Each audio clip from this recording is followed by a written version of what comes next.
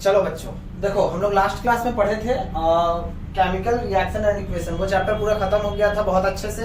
तुम लोग अगर नहीं देखे हो तो पार्ट 1, पार्ट 2, पार्ट 3 करके मैंने वो वीडियो को डाला है। उस वीडियो को देख लेना, उससे तुमको उस चैप्टर का सारा जो है वो क्लियर हो जाएगा। अब हम लोग देखते हैं बायोलॉजी का एक चैप्टर जिसका नाम है लाइफ प्रोसेस। अच्छा, लाइफ प्रोसेस का मतलब तुम लोग क्या समझते हो बाबू? लाइफ प्रोसेस का मतलब होता है, हैव अ सीट, बैठ जाओ। लाइफ प्रोसेस का मतलब होता है कि तुमको लाइफ को चलाने के लिए जो जो वर्क करना है वो हो जाता है तुम्हारा लाइफ प्रोसेस। जैसे एग्जांपल के तौर पे समझो, अगर हमको लाइफ चलाना है, हमको खाना खाना होगा, तो हम कह सकते हैं न्यूट्रिशन लेना भी हमारा एक लाइफ प्रोसेस है, सांस लेना भी हमारा लाइफ प्रोसेस है, चलना हमारा लाइफ प्रोसेस है, सोना हमारा लाइफ प्रोसेस है। अच्छा ठीक है, मान लो कि ये सारा जो है वो लाइफ प्रोसेस है, तो क्या इसी तरीके का सारा लाइफ प्रोसेस एक ही तरीके का होता है? जैसे कि हमको चाहिए न्यूट्रिशन, किसी और को भी चाहिए न्यूट्रिशन, तो क्या सब लोग एक मतलब अलग अलग न्यूट्रिशन ना लेकर के सेम टू सेम न्यूट्रिशन लेता है? जी नहीं। देखो यहाँ पे दो तरह का जनरली न्यूट्रिशन होता है। पहला autotrophic, second one is heterotrophic. देखो autotrophic and heterotrophic. Autotrophic it means that कि जो अपना भोजन खुद बनाए, मतलब that is not dependent on other. मान लो वो किसी के ऊपर डिपेंडेंट नहीं है, वो खुद अपने से खाना बना रहा है। जैसे कि एग्जांपल के तौर पे इसमें ले लो पेड़। पेड़ क्या करता है बाबू? क्या हम लोग पेड़ को खाना खिलाते हैं? लो बाबू खा लो, लो लो लो, नहीं खिलाते हैं हम लोग। पेड़ जो है वो खुद अपना खाना बनाता है। किसके मदद से? सूर्य का रोशनी की वजह से, जिसको हम लोग क्या बोलते हैं? फोटोसिंथेसिस का प्रोसेस। वो एक प्रोसेस करता है बाबू जिसके तहत वो अपना न्यूट्रिशन यानी खाना को बनाता है। Autotrophics made nutrition for himself by itself, है ना? मतलब वो अपना खाना खुद से ही बनाता है, किसी दूसरे के ऊपर डिपेंड नहीं रहता है। दूसरा आता है heterotrophic. Heterotrophic it means that बाबू जो पर्सन या फिर जो प्राणी या फिर जो लिविंग ऑर्गेनिज्म जो कि खाने के लिए किसी दूसरे पे निर्भर रहे, वो क्या कहला जाता है? हेटरोट्रॉपिक कहला जाता है। ठीक है, ये क्लास 5-6 का एक टॉपिक है, शायद तुम लोगों को क्लियर होगा। हेटरोट्रॉपिक जैसे एग्जांपल के तौर पे सोच लो, हम लोग को खाना कौन बनाता है? हम लोगों को खाना कौन देता है? मम्मी? नहीं, हम लोगों को खाना आउटसोर्स से मिलता है, जैसे प्लांट से, जैसे कि तुम्हारा एनिमल से, मिल्क वगैरह, ये सब हमको आउटसोर्सिंग से मिल रहा है, यानी हमको खाने के लिए किसी और के ऊपर डिपेंड होना पड़ रहा है। हाँ, नो डाउट मम्मी भी जो है एक मुख्य भूमिका निभाती है इस चीज के लिए, लेकिन हमारा एक सिंपल सी बात यह है बाबू, हेटरोट्रॉपिक का मतलब होता है कि जो कि आपका दूसरे के ऊपर निर्भर है। ठीक है,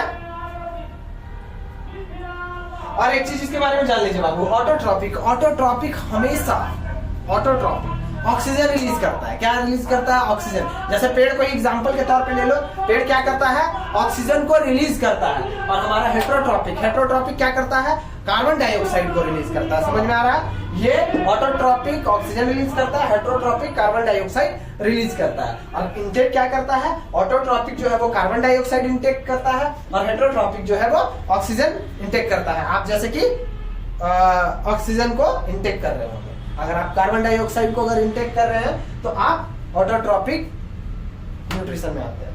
चलिए आगे देखिए, पहला life process. The basic function perform by living organism to maintain their life on the earth, यानी कि ऐसा फंक्शन जो कि उसको करना ही पड़ेगा अपने जिंदा रहने के लिए इस अर्थ पे, उसी को हम लोग बोलते हैं लाइफ प्रोसेस। जैसे कि सोना, जो नहीं सोएगा वो भी मर जाएगा। खाना खाना, जो नहीं खाएगा वो भी मर जाएगा। तो यहाँ सर्वाइवल के लिए, अर्थ पे अगर सर्वाइव करना है तो उसको क्या करना होगा?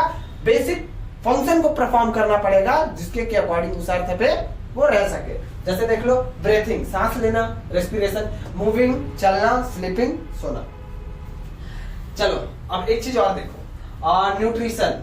अच्छा, ये न्यूट्रिशन क्या होता है बाबू? तुम लोगों को पता है? न्यूट्रिशन बाबू कुछ नहीं होता, ये एक फूड, जो भी हम लोग फूड लेते हैं उसी फूड को तोड़ तोड़ के प्रोटीन के रूप में कन्वर्ट करता है। वही प्रोटीन को हम लोगों के जो एंजाइम्स होते हैं वो सब उसको यूटिलाइज करके हमारे ब्लड वेसल्स, आगे पढ़ाएंगे ट्रांसपोर्टेशन ऑफ ब्लड में, ये सब चीज हम पढ़ाएंगे तुमको।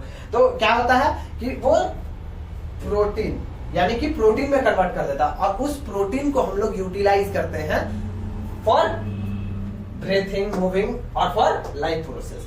यही, क्योंकि अगर मान लीजिए न्यूट्रिशन नहीं रहा तब लाइफ प्रोसेस वहां पे नहीं है। अगर लाइफ प्रोसेस है तो न्यूट्रिशन होना ही होना है, ये याद रखिए। देखिए न्यूट्रिशन क्या क्या करता है बाबू? Nutrition help in repairing of cell. अब सेल क्या होता है? हाँ, तो हम लोग कहते हैं, हाँ, और ये याद रखिएगा nutrition help in repairing of cell, यानी कि हमारा सेल को वो रिपेयर करता है। और सेल जो है हमारा बाबू सबसे छोटा पार्ट है हमारे बॉडी का। ये चैप्टर में हम कुछ ना कुछ डिस्कशन करेंगे इस चैप्टर में और सेल के बारे में, टेंशन मत लीजिए। जैसे कि आप लोग एक घर बनाते हैं ना, तो एक घर के लिए छोटा छोटा ईंटा लगा हुआ रहता है, तो वो घर किसके नींव पे टिका हुआ है, वो है ईंटा। और हमारे बॉडी हमारा बॉडी भी एक ईंटा के ऊपर ही टिका हुआ है। उस ईंटा को हम लोग कहते हैं सेल हमारे बॉडी में, ठीक है। हालांकि वो ईंटा से बहुत ही ज्यादा छोटा होता है, उसको तुम नेकेड आई से नहीं देख सकते। अब देखो फूड, जितना फूड है ना बाबू वो सारा कार्बन बेस्ड है। हम लोग जो खाते हैं ना, देखिए इसलिए हम लोग को एक क्वेश्चन आता है हर बार कि कार्बन हमारा फ्रेंड है कि हमारा दुश्मन है, ये क्वेश्चन आता है हमारा। लेकिन ये याद रखिएगा कि जितना भी चीज यहाँ पे मेडअप है वो कार्बन का ही है। हमको सारा चीज जो हम लोग इनहेल कर रहे हैं वो कार्बन बेस्ड ही होता है। लेकिन excess utilization of anything causes damage. अच्छा, एक चीज बहुत अच्छा क्वेश्चन है, ये क्वेश्चन है तुम्हारे एनसीईआरटी में कि हम लोगों को कैसे पता चलता है कि कोई आदमी जिंदा है। तो कोई बोलता है कि सर वो चल रहा है तब वो जिंदा है, सर वो दौड़ रहा है तब वो जिंदा है, सर वो एक जगह से दूसरी जगह जा रहा है तब जिंदा है। तो ठीक है, अब तुम्हारा इसी पे एक एग्जांपल लेते हैं, प्लांट और एनिमल।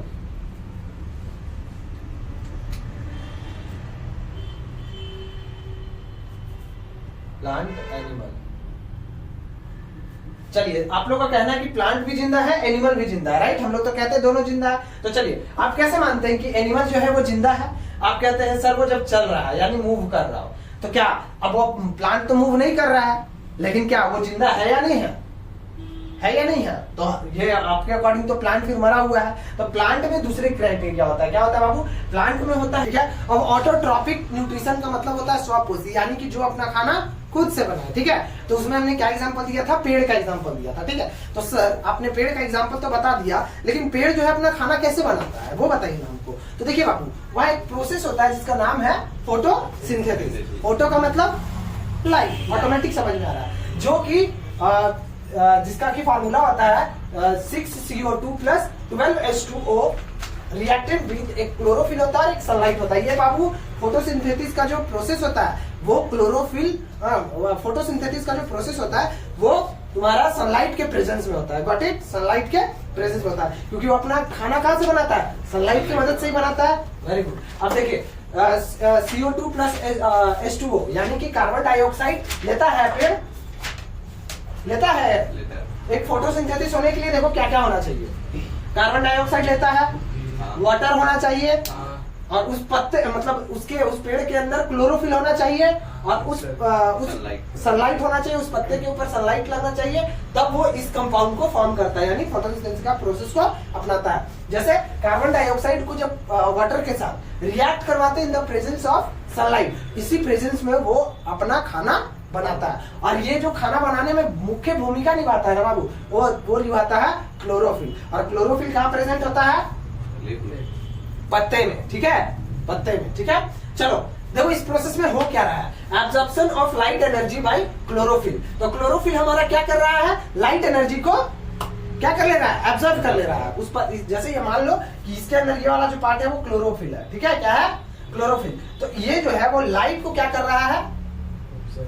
एब्जॉर्ब, लाइट को एब्जॉर्ब कर ले रहा है। दूसरा, conversion of light energy to chemical energy and splitting of water molecule into the hydrogen and oxygen. अब उस लाइट एनर्जी को कन्वर्ट किया जा रहा है केमिकल एनर्जी में, ठीक है। और उसको स्प्लिट करके क्या बना दिया जा रहा है? Molecule of hydrogen and oxygen, ठीक है। पहला प्रोसेस सनलाइट को ऑब्जर्व किया, दूसरा प्रोसेस उस सनलाइट को ऑब्जर्प्शन, उस लाइट एनर्जी को हाइड्रोजन और ऑक्सीजन में तोड़ दिया। ये कौन तोड़ रहा है?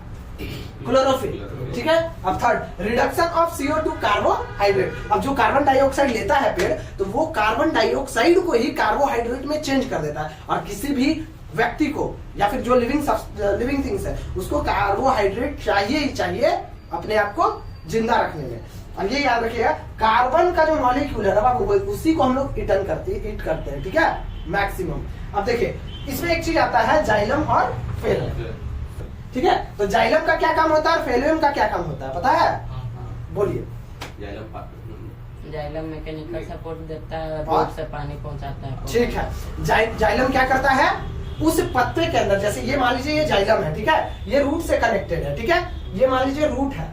अब ये जाइलम क्या करेगा ना, इस पानी से, यहाँ मान लीजिए वाटर है, इस वाटर को ऑब्जर्व करेगा और ऑब्जर्व करके जाइलम वाले पाइप से वो भेज देगा किसमें, पत्ते में। और एक चीज ये याद रखिएगा कि जाइलम एक बॉडी मतलब पोस्चर भी देता है पेड़ का, ठीक है ना, सपोर्ट करता है। फेलम क्या करता है, न्यूट्रिशन, मैकेनिकल सपोर्ट तो दोनों को प्रोवाइड करता है, वेरी गुड। जाइलम और फेलम दोनों जो है वो मैकेनिकल सपोर्ट प्रोवाइड करता है। फेलम का काम क्या होता है, वो न्यूट्रिशन को ऑब्जर्व करता है, कहां से, सोयल से, रूट से, और उसको पत्ते में भेज देता है। समझ में आया? मिनरल्स और सब ऊपर देखता है। हाँ, जिसके वजह से उस क्या कर पाता है, वो खाना बना पाता है खुद का, ठीक है। तो जाइलम और फेलम बहुत ही इंपॉर्टेंट रोल प्ले करता है किसी भी पेड़ में। अगर जाइलम और फेलम को अगर हम हटा दे, जाइलम और फेलम को अगर हटा दे तो वो पेड़ मर जाएगा।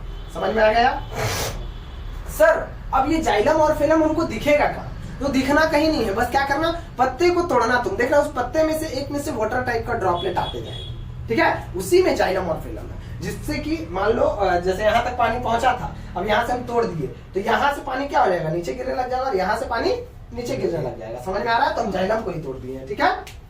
चलिए ऑफ कर दीजिए।